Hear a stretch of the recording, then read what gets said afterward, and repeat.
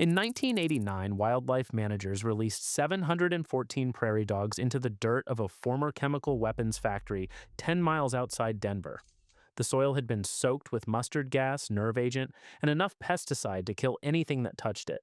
Over 600 different toxic compounds had been identified on the property. The experts had spent $2 billion just to stop the poison from spreading. Nobody was talking about bringing anything back to life. The prairie dogs were supposed to stabilize the soil, dig some holes, keep the dust down. That was the scope of the job.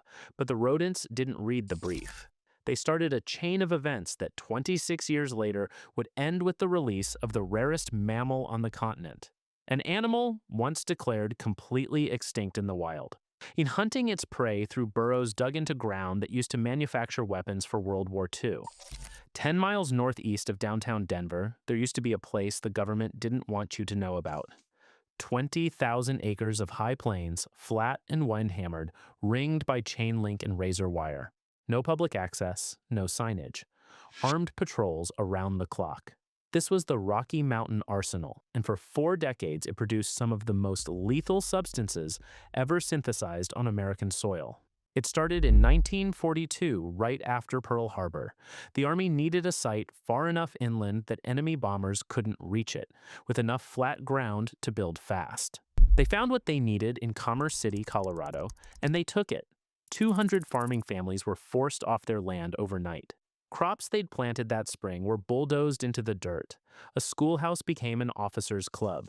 The land was converted almost overnight into one of the largest chemical weapons manufacturing sites in the United States. During the war, the facility churned out mustard gas, nerve agent precursors, napalm, and white phosphorus. When the war ended, the factory didn't close, it pivoted. The Army leased huge sections of the facility to Shell Oil, which used the same infrastructure to manufacture commercial pesticides: aldrin, dildrin, endrin, chlordane. For 30 years, 2 separate industries ran toxic operations on the same patch of ground, and neither one gave much thought to where the waste went. Where it went was straight into the earth. Millions of gallons of raw chemical runoff were dumped into unlined trenches and open ponds. Basin F alone, a 93-acre pit lined with nothing but a thin layer of asphalt, held over 200 million gallons of liquid waste. In the dry Colorado sun, the liquid evaporated and the chemicals concentrated into a sludge so toxic it killed birds on contact.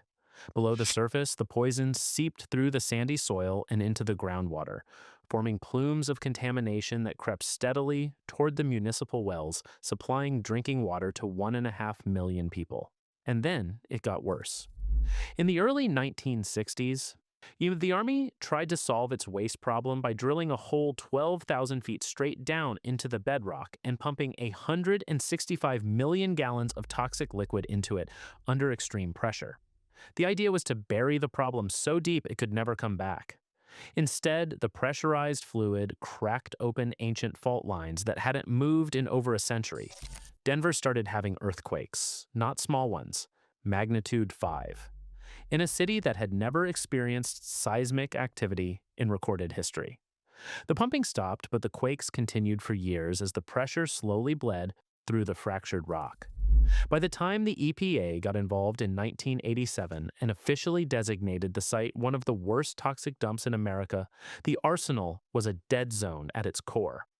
Over 600 distinct chemical compounds had been identified in the soil and water. The land couldn't support life. It couldn't hold water. The system was locked, chemically, biologically, and physically, behind military fencing in a state of paralysis, slowly poisoning everything around it. But here's the thing about that military fencing. For 40 years, those buffer zones, thousands of acres of perimeter land that existed purely to keep civilians away from explosions and gas leaks, had been completely untouched.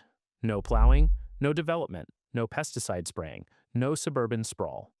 While every acre of farmland around Denver was being paved over or plowed under, the arsenal's security perimeter accidentally preserved something irreplaceable: small, scattered patches of native shortgrass prairie, and hidden inside them, in colonies of black-tailed prairie dogs that had been quietly surviving, completely undisturbed, for decades. Nobody planned that.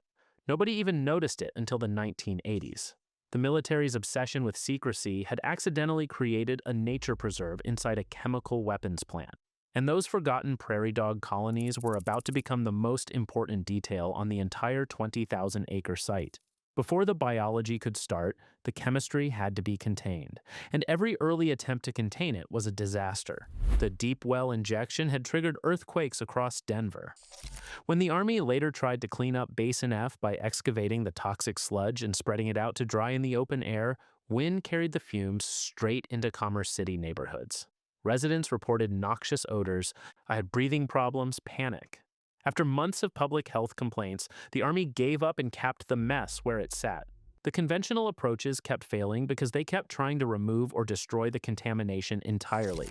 But the volume was simply too large. You couldn't incinerate 17,000 acres. You couldn't truck it all away. So the strategy shifted. Instead of trying to eliminate the poison, they decided to entomb it.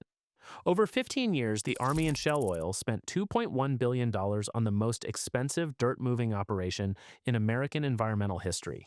Heavy equipment scraped the top 10 feet of contaminated soil off the central processing zones, excavated millions of cubic yards of toxic earth, and sealed it in two massive double-lined landfills built right on site, where the contamination ran deeper than 10 feet.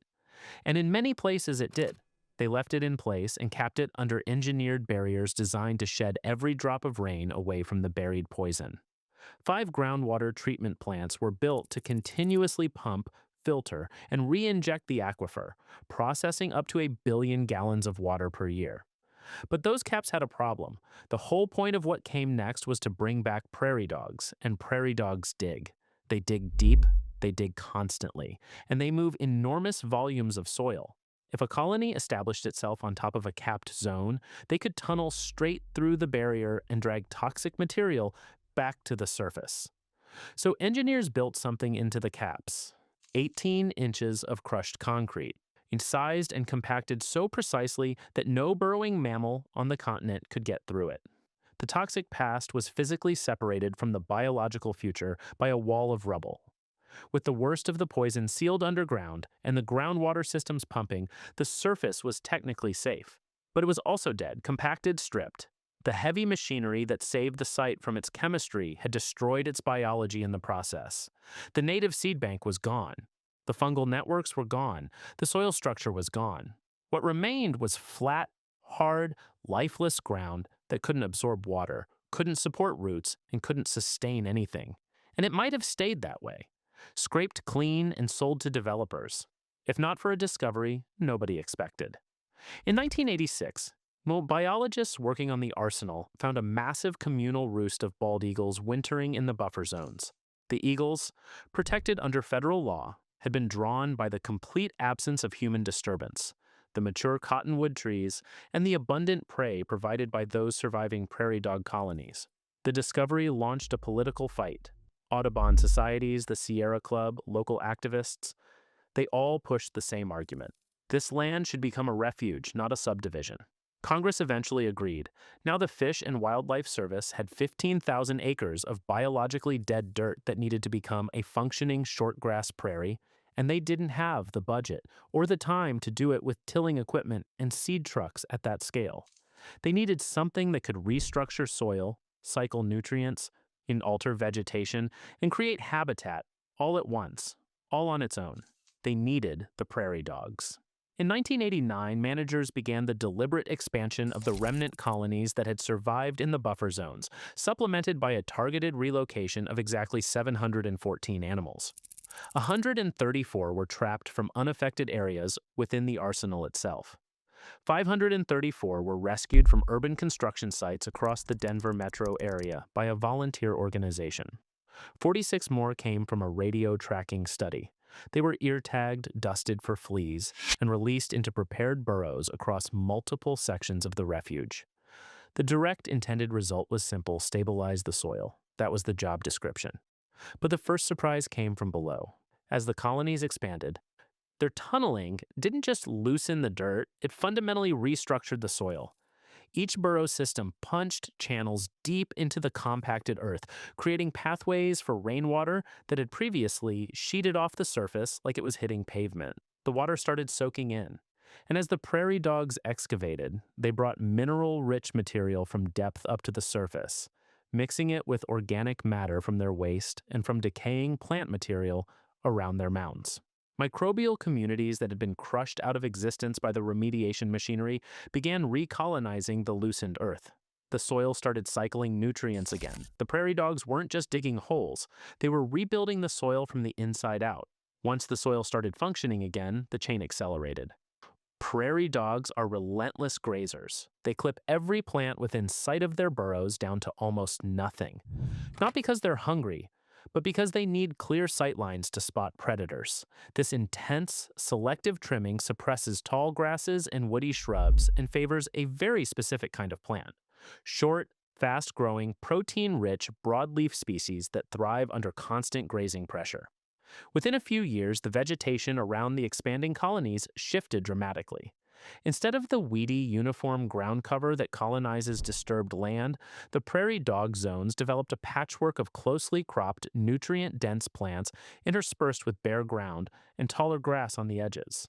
This wasn't just a different look, it was a different kind of habitat, one that hadn't existed on the Front Range in decades. And species that had been absent for just as long started showing up to use it. Burrowing owls moved in first. These small raptors can't dig their own homes. They depend entirely on burrows excavated by other animals. And as the colonies spread, thousands of abandoned tunnel entrances became available. Temperature-regulated nesting cavities, protected from weather and most predators. The owls took up residence in the older, quieter sections of the colonies, raising their young underground in tunnels engineered by rodents. Mountain plovers came next. These ground-nesting birds need bare, flat, heavily grazed earth to breed, exactly the kind of stripped-down terrain that prairie dog colonies create. Well, studies on the arsenal found that birds nesting on active colonies produced physically larger chicks with higher survival rates than those nesting elsewhere, because the food quality was higher, and the habitat structure gave the young better odds. Then the raptors followed the prey. Ferruginous hawks and red-tailed hawks established territories over the expanding colonies, drawn by concentrated, visible, accessible prey, and the bald eagles. The same species whose accidental discovery in the 1980s had triggered the entire refuge designation, returned in growing numbers, roosting in the mature cottonwoods and hunting the prairie dog towns through winter. The animal that accidentally saved the arsenal was now thriving because of what the arsenal had become. The next link was the largest animal to arrive. And in 2007, wildlife managers introduced a herd of wild bison to the refuge. This wasn't a sentimental gesture, it was a calculated move built on the foundation the prairie dogs had created. Bison are heavy grazers that naturally seek out the kind of short, nutritious forage that prairie dog colonies produce. On the historical Great Plains, the two species operated in a loop. Prairie dogs clipped the grass short and promoted high-protein plants. Bison grazed the taller vegetation on the colony edges and kept it from encroaching, and the resulting mosaic maintained ideal conditions for both. At the arsenal, this ancient partnership rebooted almost immediately. The bison gravitated to the prairie dog zones, their grazing reinforced the open structure the rodents needed for predator detection, and the loop closed. Two species that hadn't shared this landscape since before the Civil War were operating as a functional unit again, each making conditions better for the other. Through all of this, the prairie dogs faced a relentless, invisible enemy: sylvatic plague. Carried by fleas and caused by the same bacterium responsible for the Black Death, tore through the colonies 6 times between 1989 and 2002. Each outbreak killed up to 95% of the animals in the affected zones. Each time, the chain stalled. Owls lost their burrows, plovers lost their nesting ground, raptors lost their prey base. The refuge fought back with increasingly sophisticated tools. First, they dusted individual burrows by hand with insecticide that killed the fleas on contact. Effective, but painfully slow, at 6 acres per hour across a refuge the size of a small city. Then they developed something remarkable: a peanut butter-flavored vaccine bait, engineered to trigger an immune response in any prairie dog that ate it, protecting the animal from plague without ever having to catch or handle it. The baits were dyed green, laced with a fluorescent marker that showed up in the animal's whiskers so biologists could confirm who had eaten them. and distributed across the prairie using modified all-terrain vehicles that could cover 60 acres an hour. Drones would have been faster, but Denver International Airport sits right next door, so the ATVs it was. This wasn't just pest control, it was immunological infrastructure, built specifically to protect the biological engine running the entire restoration. On October 5th, 2015, wildlife managers opened a series of crates in the northeast section of the refuge and released approximately 30 black-footed ferrets into the prairie dog colonies. Black-footed ferrets are the rarest mammal in North America. In 1979, they were declared extinct in the wild. 2 years later, a ranch dog in Meetitsa, Wyoming, dragged one home, and a tiny surviving population of 18 animals was captured and placed into a breeding program. Every single one alive today descends from that group. They eat almost nothing but prairie dogs. A single ferret needs between 100 and 150 per year, and they live almost exclusively inside prairie dog burrows. They cannot survive without dense, healthy, plague-managed colonies. Period. The fact that ferrets could be released at the arsenal at all was the proof. Not proof that somebody had a good idea or wrote a good grant proposal. Physical proof measured in burrow density and prey abundance that the food web had been rebuilt from bare chemically sterilized ground to a fully functional system capable of sustaining an apex predator. The entire pyramid was there: soil microbes at the bottom, then grasses, then prairie dogs, then raptors and owls, and now, at the very top, an animal that had been erased from the wild 40 years earlier. By 2018, the ferret population had expanded to roughly 90 individuals, breeding in the wild on ground that had manufactured nerve gas within living memory. Step back and look at the full chain. 714 prairie dogs were released into scraped, a compacted, biologically dead soil. They broke the ground open. The broken ground absorbed water. The water fed plants. The plants shifted toward high-protein species under grazing pressure. The new plant community attracted bison, which reinforced the grazing structure. The burrow systems housed owls. The bare ground supported plovers that raised bigger, healthier chicks. The concentrated prey base drew hawks and eagles, and the whole system, the density, the diversity, the structural complexity, reached a threshold where it could support the most endangered carnivore on the continent. One species, one intervention, a cascade that crossed every boundary: soil, water, plants, birds, mammals, predators, and rebuilt a complete ecosystem on top of a sealed toxic waste dump. The numbers tell the rest. The refuge today spans over 15,000 acres, the largest urban wildlife preserve in the United States, completely surrounded by the Denver metro area. It supports more than 330 documented species of plants and animals. It receives over 340,000 visitors a year on land that was under armed military lockdown for half a century. The EPA systematically removed nearly 16,000 acres from its list of the most contaminated sites in America, certifying them clean enough for unrestricted public use. 917 of those acres were sold to Commerce City and now hold a high school, a civic center, a professional soccer stadium, and 400 acres of public parks. The total cleanup cost was $2.1 billion. In some years, the remediation of this single site consumed up to 80% of the entire Department of Defense environmental cleanup budget. But the force that rebuilt the living surface, the biological engine that restructured the soil, reshaped the vegetation, attracted the grazers, housed the birds, and fed the predators, was a rodent that weighs about 2 pounds. The Rocky Mountain Arsenal didn't come back because someone planted a forest or seeded a meadow or trucked in topsoil by the ton. It came back because the right animal was placed into the right conditions at the right time, and the physics of the system did the rest.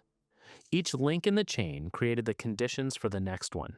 The prairie dogs didn't know they were rebuilding a food web. The bison didn't know they were reinforcing the rodent's habitat. The owls didn't know they were filling a niche that had been empty for 60 years. None of it was coordinated from above. All of it was inevitable from below once that first piece was in place. The most toxic ground in America is now one of the most alive.